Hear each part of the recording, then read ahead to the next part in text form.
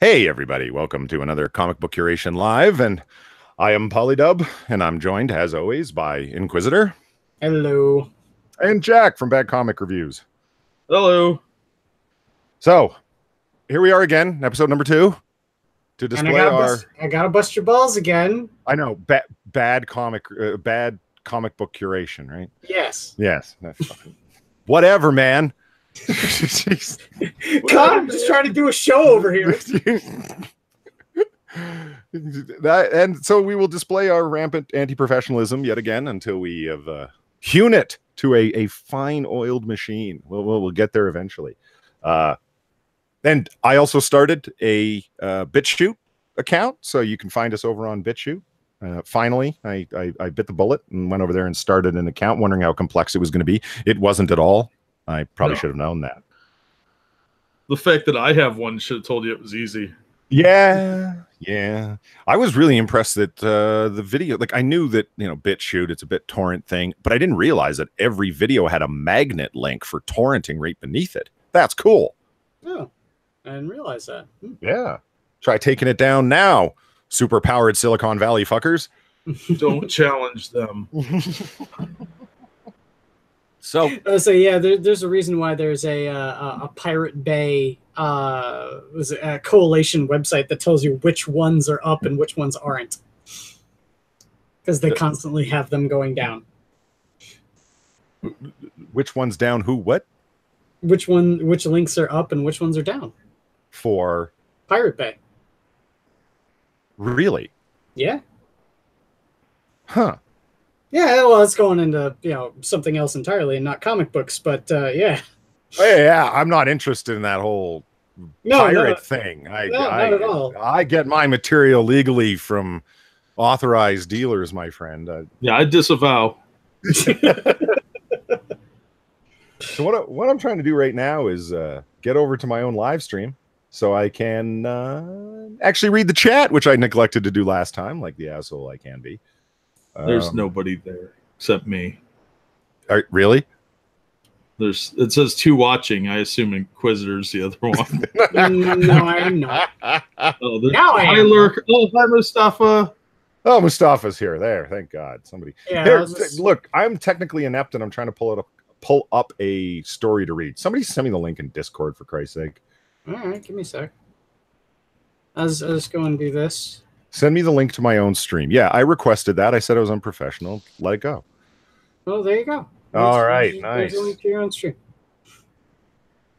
I see other people streaming, right, and doing stuff, and they're able to know what stories they're going to talk about in advance and name their shows accordingly. Like that Umbrella guy. Here's the 3 things we're going to talk about today. I mean, where do you get off being so organized? I know, right? Trying to show us up. My God. Hi, I'd like to make you all look bad. Yeah, you be like that, jerk. So what I do have are a couple of stories I want to talk about, and I had to stop Inquisitor from giving me his opinion because it says talk about it on stream. Don't ruin it. Mm-hmm. This was a story that was actually covered on Ethan Van Sciver's Comic Book Pro Secrets channel, but I didn't like his take on it. Not so much that I was opposed to it. The approach you took, I think, is wrong. I take umbrage, sir. And so did Inquisitor, apparently. So we're just going to read it. Well, I don't. He can have the opinion that he wants. I just don't of course. agree. I just don't. Yeah. Hang on. Is this about Fondue Fat? You know who I'm talking about. I'm not saying his name because he might be listening. Oh, no. Okay, just checking. Everybody's talking about that. It's not about YouTube Voldemort. Okay. Oh God, no. Okay, I just clued into what the fuck you were talking about. No, it's not about him. Yeah. You know what? I'm a little sick of that dude's face, and I'm a little sick of the picture of him crying in everyone's thumbnails. Like my entire suggested row is 2/3 that dude. Yeah. I know, right? It's it's getting a little tiring. Just let him die in peace. Yeah. I like watching a trash fire as much as the next person, but oh my God, this is like a city block on fire from like Smokey the Bear's failed messaging. Yeah, you can see the smoke from orbit. Yeah. So I really don't care if we talk about it. I'm just saying we gotta be careful about saying the name. Mm-hmm. Right. You don't look into a mirror and say his name 3 times. He'll appear. No, if you say his name 3 times, you get a strike on your channel automatically. Yeah, I was gonna say that's what it is. Just saying his name once. That's the reason why I keep on calling him the YouTube Voldemort. Just saying his name once will, he'll come and strike you. Now, I'm more worried he'll need a place to live and come over to my house and be like, "Hey, heard you got an extra room. My wife kicked out. I don't have a real job." You mentioned my name. I thought we were friends. So the story itself that I was referring to here, let me just pull that tab back up, it's rumor time. James Gunn might be rehired for Guardians Volume 3. Yeah, this is, and I was surprised. This is from the avclub.com. Mildly surprised, but so anyway, here's the article as it reads by Alex McLeavy. Alex McLeavy. And Alex, you're a hack. Just putting that out there before I start. Okay. No bias. No bias. Well, you want to talk about bias? Let's give you some examples of bias. Here we go. Yeah. Stop! Exclamation mark. Rumor time. Really? That's what I'm saying. Like, dude, you're so old. You're so lame. It's yeah. So stop. Rumor time. If you've been paying attention to the ongoing uproar over director James Gunn being fired from Guardians of the Galaxy 3 thanks to a right-wing hit job over a series of old, offensive tweets, then you know it looked unlikely he'd get his job back. Well, today comes the odd news that maybe he could? Let's keep this firmly in the realm of, quote, dubious for the time being. But Deadline reports that Marvel is pressing hard for Disney to rehire the controversial but immensely successful director of its first 2 Guardians of the Galaxy films. Supposedly, quote, back-channel conversations are taking place between Marvel Studios and Disney, close quote. That could lead to Gunn being brought back to direct his own script. It's unclear what path to this outcome would be, since it would apparently involve some kind of compromise to allow the company to rehire him without it looking like Disney was capitulating to things like pressure from the all-star cast or common sense. Jesus. It's not clear if part of this possibility for Marvel convincing Disney to bring Gunn back is thanks to just how widespread forgiveness of the director appears to be, with other studios reportedly counting the minutes until they can lure him away.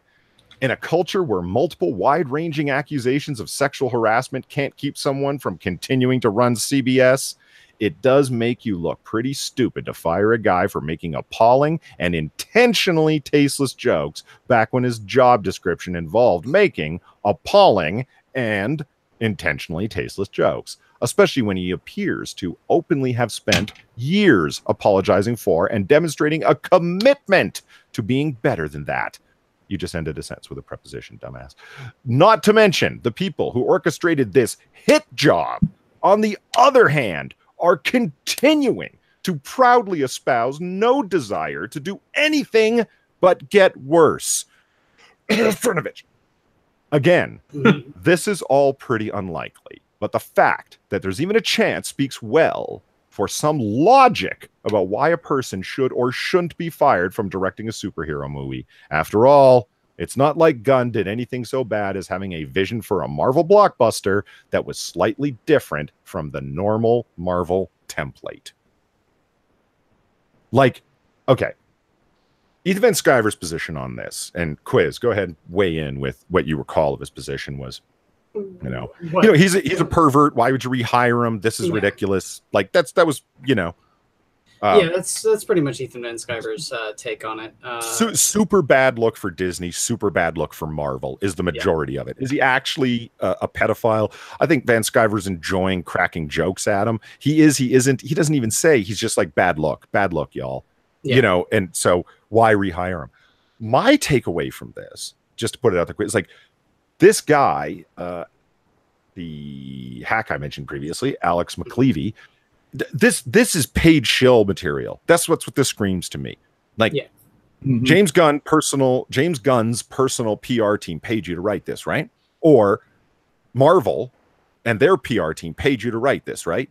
Because they're pressuring to, like, because this is it's so obvious. It's so transparent. Hey, you have to do this, and it's ridiculous. And right-wing hit job. Right-wing hit job, did he or did he not send those tweets? Because really the entire quote hit job was just saying, hey, look what he tweeted. Well, yes and no. Okay, go on. How no? My take on this whole thing is the fact that yes, Gunn did, write those things. Also, if you look into Gunn's past, the things that he did, he worked with Troma. Are you telling me that Troma wasn't intentionally edgy in that sense? Are you gonna go after Lloyd Kaufman for these sorts of edgy jokes? Well, I don't think that's really what it's about. If you're gonna work at a place like Disney, you should scrub your history. Well, yeah, I'm not making excuses for the things that he said. Yes, of course, and I agree with that.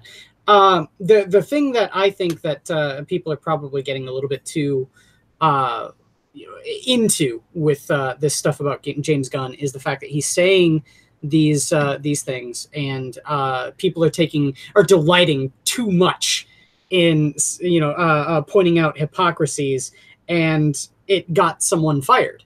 Isn't that what SJWs do? Just yeah, saying. But okay, and as many people pointed out before, and I kind of agree with the sentiment, it can run in one direction. Like, oh, it got Roseanne Barr fired. Well, it should, the racist bitch. And it's like, oh, well, it got James Gunn fired. Yeah, but he hates Donald Trump. This is terrible. What's going on? Twitter outrage mob. This is bad. Like, know, it's the difference. The difference there in terms of the hypocrisy is mind blowing, because now all of a sudden a bunch of SJWs and progressives, like people that are not just keyboard warriors, but people that are supposed journalists, are talking about what happened to free speech. I thought all you people on the right love free speech. And it's like, yeah, okay, that's as transparent as you calling other people snowflakes. It's obvious you're trying to turn something around on someone, and it's lame, in my opinion. Yeah, the whole thing that hackles me, that gets me, all is the fact that there no one seems to be taking an objective look at it.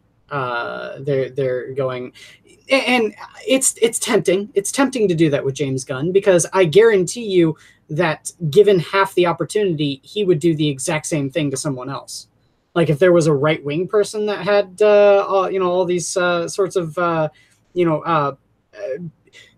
alluding to pedophilia jokes, he would be right on that, doing the exact same thing. Well, he was one of the big ones voicing about how happy he was Roseanne got fired. Yeah, exactly. Which is probably why they looked at his background anyway, because somebody said he worked on Romeo and Juliet. And they're like, all right, he's got something shady back there. Well, yeah, it's he did one of my absolute favorite YouTube series of all time, PG Porn, where it's up on YouTube, and it's like, it starts off like a porn movie but ends up like a fucking weird comedy. So yeah, I can see where some people would sit there but they were intended as jokes, and they are jokes. It would be different if he was an actual pedophile. Like if he actually did these things, if he actually did something that would get him in trouble with the law, if he broke the law, then yeah, that's a completely different sort of story than making edgy jokes. He's from Hollywood, so I'm not ruling it out yet. Well, yeah, okay. But I mean, did you see the picture? Sorry, go ahead. No, go ahead, Jack. I was gonna say, did you see the pictures from that party he went to? Oh yeah, yes, that's it. Yeah, I was talking to Chaos Eve about this, and he was like, I like the way that she kind of put it. She said, no, I don't think the guy's a pedophile. I think, and I said, did you see the pictures from the party? Like, Jesus Christ, buddy. Like, what the fuck? Like, 3.5 years you're cracking these jokes on Twitter. You know what I mean? And then you're going to pedophile-themed parties as a Catholic priest, and all the girls are dressed up as like not just teen girls, but like as little kids. Like, those pictures were creepy, yo. Like, yeah. they were really creepy. And they were Polaroids. Have you ever been to any of those kinds of parties though? No. Everyone always, are you serious? Are you serious? You've never been to Have I ever been to a pedophile themed party? No, sir, I have not. No, it's not a pedophile themed party. Have you been to any of those sorts of, dark sort of parties like that, where people have those the sort of mentality and everyone's in on the joke. You've never been to say a live showing of Rocky Horror Picture Show. It's not that he went to the party that the problem is. It's that there's a abundance of a theme here. You know, he makes a bunch of edgy jokes about rape and sex with kids. And then just when it looks like he might get his job back, this comes out. Yeah, and it's just adding on and adding on. Well, Disney's not going to rehire him. Yeah, if they do, they're going to tank that movie. Well, let me ask you. Okay, first of all, the thing that Chaos said is that I said, how do you how does the pictures from that party work into your? He was just telling some jokes on Twitter, and I was trying to just prove it. I was just like, what do you think about that now? And he changed it, and she said, I think the guy just absolutely ran the joke into the ground, and people do that. Yeah. And I was like, that's not the worst way of describing it I've ever heard. Like, no, I would agree with that. Just like full on, like, we're not talking a plane into the ground. We're talking a space shuttle into the ground, ran it into the ground. Yeah, like, he's just beating a dead horse. It's a shtick now. Yeah. And it's, with that said, here's my position. I still don't think okay, it was a joke. It wasn't a joke. You know what? Actually, let me just do a quick little side thing. An article I found at CBR. Seinfeld defends James Gunn. If they're jokes, it doesn't matter. Very, very short articles. And we're talking about Jerry Seinfeld here, of course. Here's what he had to say, professional comedian. So this, let's let a professional weigh in. Jerry Seinfeld has come out in defense of James Gunn in a recent interview. The Seinfeld star also made a point of calling out Roseanne Barr. Seinfeld responded to a question about director James Gunn's very public firing by Disney in an interview with the New York Times. Gunn was fired for directing Guardians of the Galaxy 3 in July when a number of years-old tweets containing pedophilia and rape jokes were dug up and recirculated by right-wing agitators. This is paid media assets at work. Yes. It screams of a can bias. You not see it? Like it screams of a bias. It screams of a bias from Jerry Seinfeld. It screams of a bias of the publisher. It does. It's very biased. Disney swiftly removed Gunn from directing the film, leading to a heavy backlash from the cast of the franchise and various big names throughout the entertainment industry. Dave, I Think I'm a Superstar Now, has even threatened to quit the series if Gunn's script isn't used. Seinfeld defended Gunn, saying, quote, I didn't read the jokes, but if they're jokes, it doesn't matter. The comedian then alluded to Roseanne Barr's controversy from earlier this year. An overtly racist tweet from Barr caused a massive upheaval at ABC, which led to the cancellation of her Roseanne revival. Quote, I guess Roseanne Barr thought she was being funny, said Seinfeld, but it wasn't funny. And if it's offensive and not funny, then it's not a joke. But any comedian that doesn't understand that dynamic, you're finished anyway. So that was Jerry Seinfeld coming out in defense. And so Seinfeld further explained his long-held belief that jokes are simply jokes and nothing more. The comedian has been at the center of some debate himself in recent years. He's spoken out about the political correctness on comedy and has been called out for still employing stereotypical jokes in his routines. Jokes are not real, said Seinfeld. People assume that when you say something, that you believe it. It's purely comedic invention. You know, I do this whole bit about Pop-Tarts, about how much I love them. I don't love Pop-Tarts. It's just funny. It's funny that I say it, so I say it. So if it's offensive, it's not a joke. So he defeated his own argument. You've got a problem with political correctness on campuses. Remember Seinfeld? He wouldn't perform on college campuses because of the hate. But dude, if half the people in the room are offended, then just like you said, Jack, it's not a joke anymore. You moron, why didn't the interviewer from the New York Times ask you that obvious question? I hear you. It's a soft room. They're not going to throw hardball. Yeah, it's a very soft room. Yes. And see, that's the thing. I would figure that they would have grilled Seinfeld on that glaring hypocrisy. I was one of the people that actually kind of gave a little bit of a cheer when Seinfeld said that about not performing on college campuses because of the whole safe space mentality and all that kind of bullshit.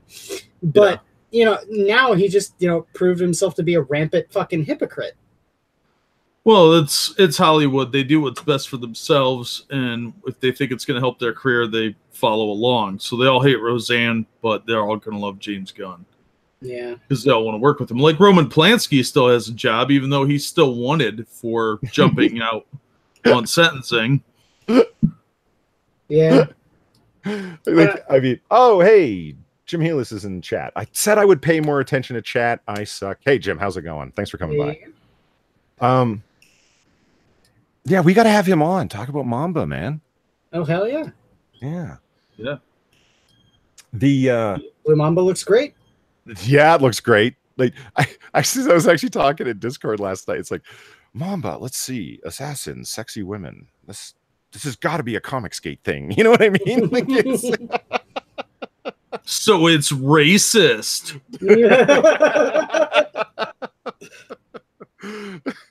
Oh my god. Yeah. So in other words, it's likely to be a success. Yeah. It's going to sell more than 1,000 copies. Well, and the copies that it does sell, you'll actually be able to tell how many they sold, not how many they overshipped. You know what I mean? Yeah. It's yeah. It conned Diamond into shipping. You can't tell me that's not what they do. I want to know exactly how many copies of America Chavez 3 actually made it out the goddamn door. 5. I can't. However many was sold was too many. Anyway. Well, I have a feeling that a lot of them were sold also to like the library at my campus has a graphic novel and current comics shelf, like popular edition stuff. You know what I mean? Like that's on the main floor. I believe that it sold popular edition was in massive sarcasm quotes. Well, you get no, but I mean popular edition in the sense that it's not like a nonfiction academic book. You see what I'm saying? Like it's a library at a university, at a research university. So it's going to be, you know, that they even have that's kind of cool. It must have been the, you know, Gotham by Gaslight was up there, which was pretty sweet. And you know, my library Gotham by Gaslight should be in the Library of Congress. My library has homeless people, so I don't go to it. Yeah, no, they this really sweet animated Sherlock Holmes that's like the original 60 Holmes stories, just in animated graphic novel format. I'm like, oh, that's cool. That's cool. Yeah. So, yeah, my entire take on the, like, just to wrap up the James Gunn thing. There's media assets everywhere. There's hack journalists everywhere that you can pay people without handing them an envelope full of cash. You pay them in, we're going to call it considerations. You know what I mean? And it's, you get access or free tickets or whatever. Right. It's like, why don't you come out to this conference we're doing and your flight and your hotel room are paid for? So in other words, they just gave you a vacation as long as you showed up for 5 minutes at the conference. Considerations and what do they call it? Inducements. I mean, there's a reason that inducements in business and certain types of business are illegal. And that's what this is, paid media assets everywhere. Like that article that I read from AV Team. Like, are you kidding me? That wasn't paid for by somebody or somebody like-minded. And there's also a thing, I'm going to write an article to get in good with somebody. Reference Bleeding Cool's entire business model. Well, and they missed a really good opportunity in that article because it said their other studios are looking to lure him away, and it could have said lure him away in an ice cream truck. Damn. I don't work for Disney. I could say whatever. Hey, you know, all I gotta say is, you know where James Gunn, to follow on that whole sort of thing, you know where James Gunn could definitely be give his expertise would be on the new Spawn movie. You know, he could definitely have some insight on doing Billy Kincaid. Oh God. He could do the Mary Kay Letourneau story. Yeah. I haven't thought about Billy Kincaid in years. Thanks, Quiz. Jesus, remember when he was sticking the little kids' fingers on the dartboard? Yup. Jesus Christ, Todd McFarlane. McFarlane doesn't care. He's counting his money. Yeah. Oh, you're offended by that? It's all right. I got millions here. I'm going to sleep on a pile of money. Well, he doesn't have millions anymore. Otherwise, he wouldn't have been able to, or wouldn't had to have given Angela to fucking. As we talked about before, like just to finish that story off, my take on it is like, it's like, well, he's a very successful director, blah, blah, blah. Why not rehire him? Because he's got a black cloud falling around. He's got a stink on him right now. Disney making, okay, it's fucking the Walt Disney Company, for Christ's sake, and all that entails. There's this guy who's got this pedophilia thing floating around on him. That does not wash off easily, if ever. They fired him because they're making a big corporate purchase right now. They're involved in high finance. They're a global company. We don't need this shit. We don't need it coming up in interviews. So they fired the guy. It's like, well, jokes are jokes and so on and so forth. I consider all those things secondary. Even if you do consider it jokes or whatever the fuck, it still wasn't like the right call on Disney's part. It really was. Yes, like, from an actual corporate, sort of perspective. Yes, he's a leper. He is. Yeah. He's a massive liability. They couldn't afford the way that looks. Plus, people will, if they rehire him now, people will start protesting not only that movie but other Disney movies, plus the theme parks. They already lost their butt on Solo. They can't afford to keep this in the news any longer. Yeah. And they'll be in the news well past the time the video is released. Look at all the news agencies with Zhang. What's her first name? Michelle Zhang? Sarah Zhang. Yeah. I mean, it's New York Times comes out and said, here's our reason why we think it's okay. And it's like, and that very reasoning for why they would want to keep her on, despite her blatant, flaming, obvious racism, are that became the story that the New York Times is permissive of this. And so it would be Disney is permissive of this, and they don't want that. So they can't afford to. They're a kid-friendly organization. It'd be one thing if he was racist. That'd actually be less of a problem. But the fact that it would be, depending on who he was racist against. But I mean, he didn't show up in blackface. He was talking about touching kids, and that's universal. People don't like that anywhere, and you're going to have a lot of problems. Like, not even just religious organizations, but people aren't going to want to go to the theme parks, and that's where their money really is made, because they're going to wonder if they're hiring this high up, expensive guy. What kind of oversight do they have on these guys playing Goofy? And I was just going to say, who's in the Goofy suit? That was the joke I was just about to make. Yeah. Well, they don't need to worry about that too much. I mean, like the guy who played Gaston killed himself, by putting a firework mortar on his head and crushing his neck. So but if they're willing to look the other way on a major celebrity, they're really going to look the other way on some minor stuff like Catholic priest level cover up. So you have to wonder, that's always going to be in the back of your mind as a parent. Like, do I want to risk taking my kids or having them around these type of people if they're willing to put up with somebody that may or may not be a kid diddler? That is that umbrella guy's call, and I can't blame him, because he's very on that perspective, because he's got a young daughter, right? And she's like, I don't want my kids around this stuff. And it's like, I can't blame you. That's and they're a kid brand. It would be like Fisher Price selling dildos. It'd be weird and creepy. Oh man, who was it that made those? There was a toy company that made a Dora the Explorer thing, but it was like a floating Dora in water, and there was a button on like two things, and you can control her, but the whole thing looked like a cock and balls. It was hilarious. Wow. I don't know who made that though. Let me see.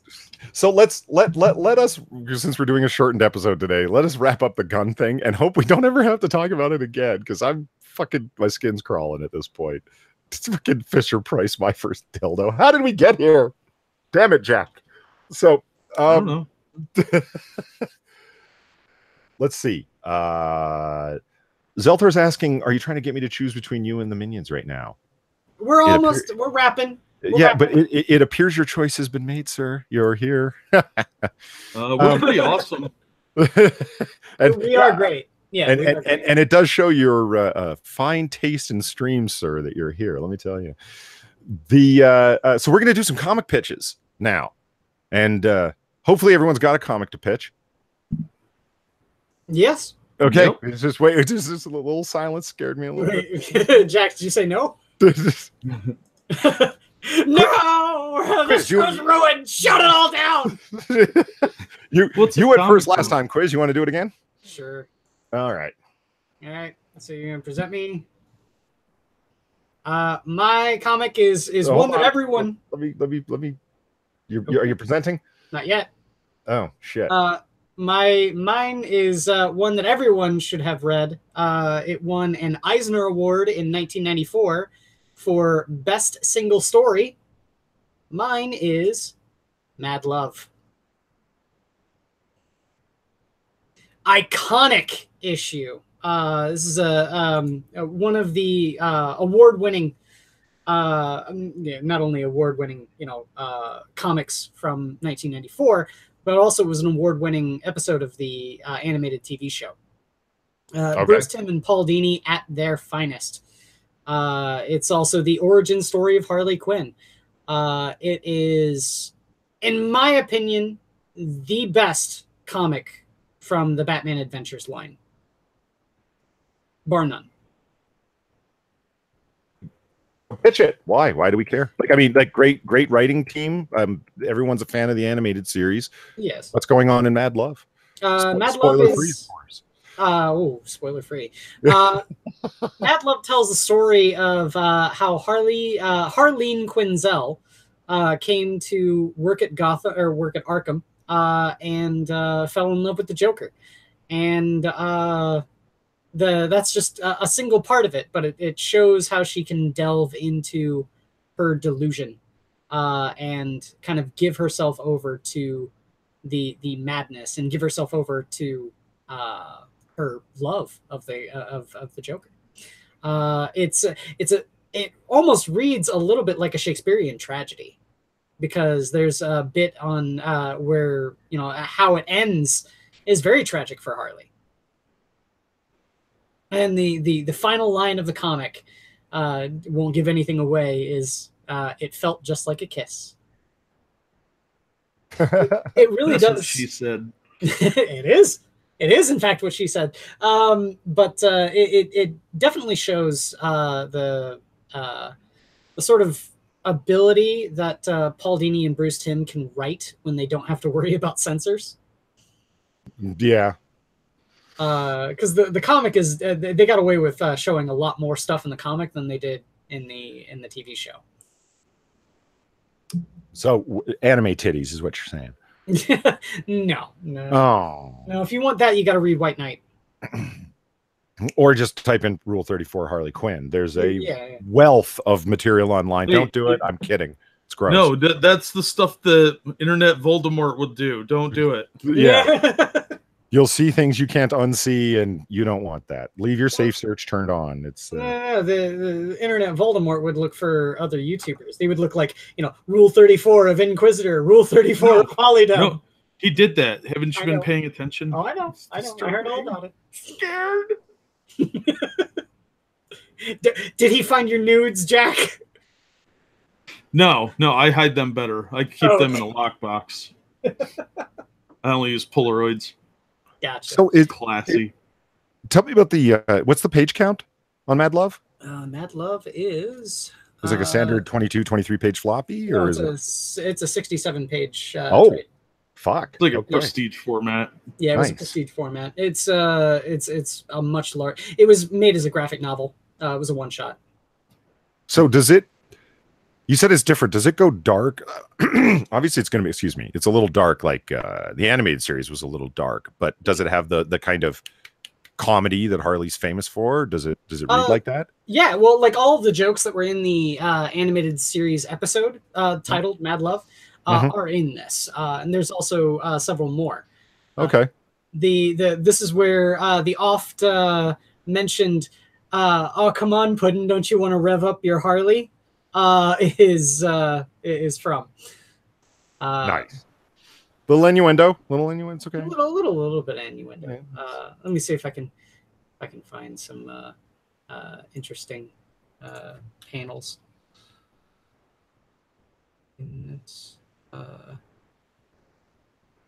Oh man, this dead. You're a terrible streamer. I'm terrible. Let me just scan through to find some hot pictures of Harley. This is what you're spending our valuable time online doing. Yes. Sad. Oh. So I'm gonna. Well, he's doing that. I'm gonna get my comic ready here. So you got pages like this. You have who tied up where. And then right here you got Harley fantasizing as the Joker is coming in. Do you take this lady? Yeah, all the like the Joker lighting the exploding cigar on the doctor's head while Harley's cradling the two children. So you want to fool around? Oh, you.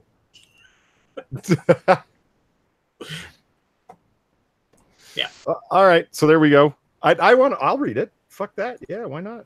It's a great story. Like I said, it's an Eisner Award winner in 1994. When Eisner Awards were actually given for merit. Did you see them this year? My God. That was. And if you want to talk about how dark it gets too, you've got right here Harvey calling ambulance, and you can see the blood trickling out here. Well, he did hit a woman, so yeah. We're gonna have to put that on the website of Gail Simone about women in refrigerators. And oh man, see, that's the thing. There actually is a comic that I can recommend during one of these that's written by Gail Simone. I unabashedly I would recommend it because I actually really enjoyed it. You don't have to lie to us, dude. It's a tragedy, man. It's a tragedy because I know that she has a good writer in here somewhere. Yeah, fat woman joke. I know. Okay, so my pitch of the week is Jack should know these pretty well, and I've talked about this character before, but I can't overtalk it, and I'm a huge fan of the artist. Spider-Man 2099 issue number 1. Nice. 2099, nice. I am a fan of the 2099 universe. I think it was a great idea. Let's go cyberpunk in the Marvel universe. Rick Leonardi pencils this, and I love his style. It's not anatomically correct because you can see the way Spider-Man's like legs are bending here and stuff, but his impressionism. I don't know what word to give it. Man, is it cool? It really presents dynamicism. It's really dynamic looking, and he just does a great job. For those of you who don't know, 2099 is obviously a reference to the year 2099. It's Marvel Comics back in the day wanting to do a cyberpunk futuristic world where all of the things that are tropes of cyberpunk are there. Countries are far less important than corporations are. A lot of tech, a lot of battles are happening in cyberspace instead of the real world, that kind of thing. Plasma guns, as you see, like cops on flying cycles, that sort of thing. And there were a whole series of them. There was Punisher 2099, Doom 2099, Ravage 2099. That was awful. 2099. X-Men 2099. Ghost Rider one. Oh, that was so cool. It was like Akira meets Ghost Rider. It was pretty awesome. Yeah. It's with the exception of Doom 2099, if I'm correct, none of them are the same characters as they are in the normal Marvel universe. Like, what happens in Doom 2099 is Victor Von Doom, the actual Doctor Doom, is simply transported forward to the year 2099. And now the adventures and attempts at usurpation of power and villainy that Doom does, he's just doing now in that future world. Whereas Spider-Man here, this is not Peter Parker. This is Miguel O'Hara, who's actually a really fun, full-rounded character. He's a well-written character. This was pre-SJW Marvel, when good stories abounded. You know what I mean? When characterization mattered. Yes. Look at that Comics Code Authority sticker up in the top right. Of course it was before SJW Marvel. To give you a quick story, a quick idea of how he gets the Spider program, you got Miguel O'Hara, who's a technical genius, and he works for a company called Alchemax, which is one of the mega corporations that runs things in the future, who's constantly embattled with other mega corporations. They're trying to create a corporate raider program. So basically have their own superheroes, like be able to raid for information and kill people that they need killed and so on. That's the program he's working on. And he finds out about Spider-Man from the past, and he thinks, what a great corporate raider somebody with spider powers could be. They could scale the side of a building very quickly and get out of the way of shots and, so on and so forth. So he's attempting to graft spider powers through spider DNA onto a normal person. That's what Miguel O'Hara is up to. He's not very happy to be doing this job because he doesn't like working for this evil corporation. There's a drug that's everywhere in the future called Rapture. Take it once and you're addicted. It binds itself to your DNA. Great drug, but you're now addicted for life. One of Miguel O'Hara's enemies spikes his drink with it because Miguel is thinking of quitting Alchemax. Well, we're going to keep you. Since Alchemax is the lone supplier of Rapture, we're going to put a leash on you, Miguel O'Hara, and this is how we're going to do it. By drugging you with this drug you can only get from us, and you need it to live. Otherwise, you'll die without it. Miguel O'Hara, being the hot-tempered guy he is, being both Spanish and Irish, he's a pretty hot-blooded guy, which was the intention of the writer.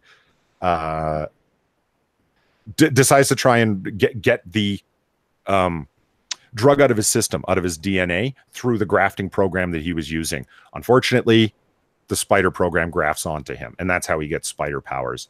It is that all of that story happens in the first issue. It is an excellent example of sequential storytelling in decompressed storytelling, like that. It all happens very fast.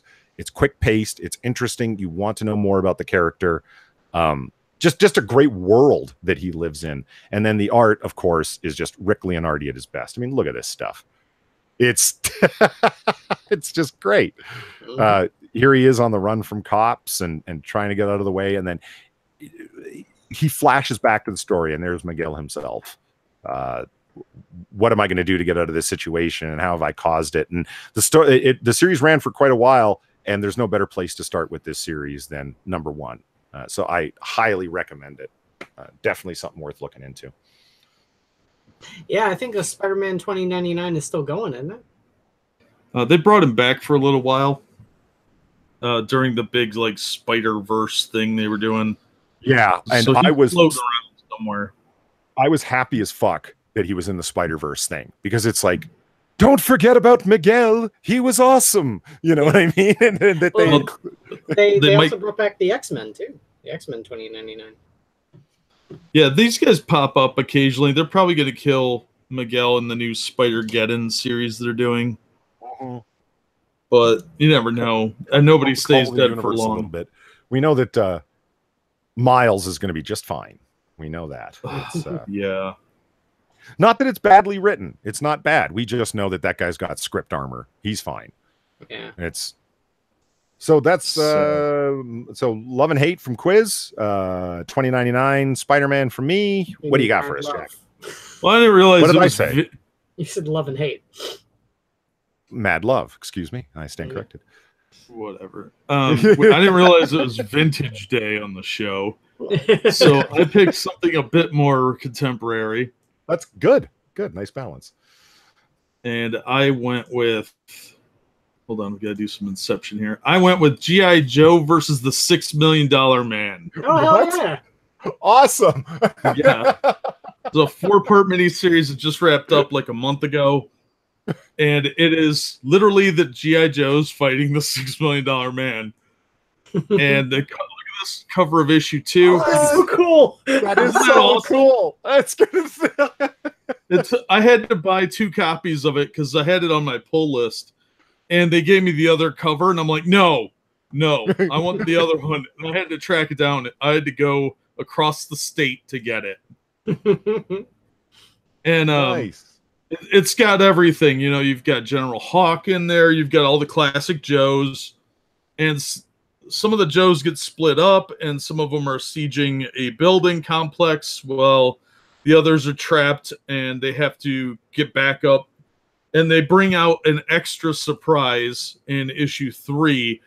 Another 70s property gets brought out of retirement. I'm not going to spoil it. But if you grew up in the 70s, it's a real hidden gem. So you've got Steve Austin, who talks like Steve Austin. You've got all the classic Joes in classic form, acting like they always did. And it is fantastic. It was so much fun. It's not a literary masterpiece or anything, but I had a blast reading it. So this is a Aubrey Sitterson work, I'm assuming. Oh, hell no. He's doing his little wrestling deal. No, I think somebody from Dynamite was the one writing it. because Dynamite has the rights to $6 Million Man, IDW has the rights to G.I. Joe. Yeah. And neither of them apparently have rights to this other character, but somebody acquired it. I think IDW got a hold of it, but it was really cool because there was the surprise in there was really awesome that I was like, oh my God, no way. But come on. Tell us what the nope, you got to read it. It was fantastic. I'm gonna buy it in trade paperback. I'm down. I'll grab that. I'll have to read it. I love those. That cover is so sweet for number 2. Isn't it? I love that, man. It was worth the drive across the. I had to drive to Cleveland to get that. Well, the DNC said in his video today, and I love this. He goes, "I love being part of this community because unlike SJWs, we put our money where our mouth is." Yeah, when you're willing to drive to another state to get a comic, yeah, there's no purple-haired feminist that's driving across the state to get America Chavez. It's just not going to happen. Yeah, it's just... No. But I saw that cover in the promo material, and I was like, I am buying this. I was sold a G.I. Joe versus $6 Million Man, and then this cover sealed the deal because I mean, look at that. Yeah. So one thing I realize is that we talk a little bit inside baseball and on this, and it's like Aubrey Sitterson. Oh hell no! And lots of people listening. What the fuck you guys talking about? So Aubrey Sitterson was a communist that tried to ruin G.I. Joe, and he got fired because he's a jerk. And don't forget to mention the exceptionally homoerotic cover he did just to stick it to Joe fans. Yeah, I saw that. I was just like, this looks terrible. It's not even that it was homoerotic, it was just lazy looking. But this looks, I mean, look at that cover. That's beautiful. Yeah. The characters look like they're supposed to, and this is just awesome. You got the rain coming down. Look, couple guys fighting. Steve Austin's trying to beat the crap out of Hawk. Cobra Commander. Yeah. All right, cool. And look at that. Snake Eyes leaping. Yeah, for those that don't know, IDW is who has the licensing for G.I. Joe. G.I. Joe has a small but very active fan base. They will always buy the stuff from them. And Aubrey Sitterson, who was writing for them, became quite antagonistic with them because he's literally a communist, like he's a full-on socialist, all the way. So when Jack said that, he wasn't kidding. And he's your classic SJW guy in Comic Book Pro, willing to say fuck you to the fans constantly, willing to say, oh, well, if you remember the whole 9/11 thing, if you weren't in Manhattan on 9/11, then you've got no reason to be acting this way. It was on the anniversary of 9/11 that he sent out that tweet. Oh, today's the day when everybody acts like they were there when they weren't, kind of thing. Just an antagonistic prick. You know what I mean? And that's right. Piss off the small active fan base of G.I. Joe so they don't buy your shit anymore. And he ended up getting his ass fired because of it. And good, because that's the way it should work. I don't know why Marvel doesn't it doesn't happen a lot. So it's an odd circumstance when somebody like Aubrey got fired for just reasons. Do you know what I mean? Like any other company would fire you for doing the same thing. And IDW's been bleeding money for a while, but some of their books are pretty good. And this really sold me on trying out some of their other stuff. So I was glad I picked it up. It didn't sell well. And to see a well-written G.I. Joe book was really refreshing. So I liked the G.I. Joe comics as a kid by Larry Hama. And seeing this, I had to pick it up. So this is Larry Hama. I still remember I did read the old G.I. Joes with oh god, all the storylines between Hawk and Flint and Scarlet and the whole thing, the background story that they fleshed out between Storm Shadow and Snake Eyes, how they're ninjas from the same clan with the Soft Master and the Hard Master. Great fucking classic material, man. You can't go wrong, That's yeah. Oh, hey, Point Curation's here. Hey, Point. Hey, Point. He gave us a shout out. He gave us a shout out the other night on Lords of the Night. That was pretty awesome. Thank you. Cool. Yeah. So we have 3 great comics. Nice pitches right across the board. I like it. So, like I said, we were going to do a short episode today, and we're kind of coming up on doing a regular length episode, so we should probably wrap it up. Any final thoughts, guys, before we get going? Inquisitor?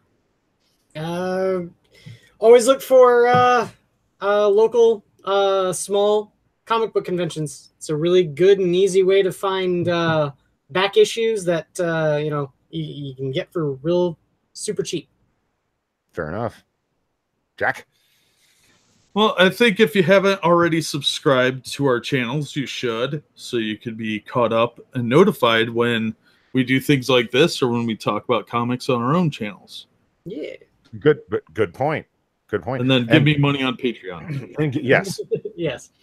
I also have put in the description now all of our Twitter handles. So if you don't already follow us or you want to talk to us or whatever the hell, yeah, our links are all down in the description. My final thought is the same final thought I always have. Go to your local comic book shops, buy back issues, buy used collected editions. Stories from the 70s, 80s, and 90s are awesome. Don't give your money to Marvel. Move the needle. Buy the old stuff. You can enjoy the comics. They're great. And you don't have to give money to a bunch of SJWs who want to insult you more than they want to entertain you. Agreed. Yeah. So with that said, everybody who came by and everybody who listens in the future, thank you very much for that. Remember to like and subscribe and share if you enjoyed it. Have a good night, everybody. Take care. Bye.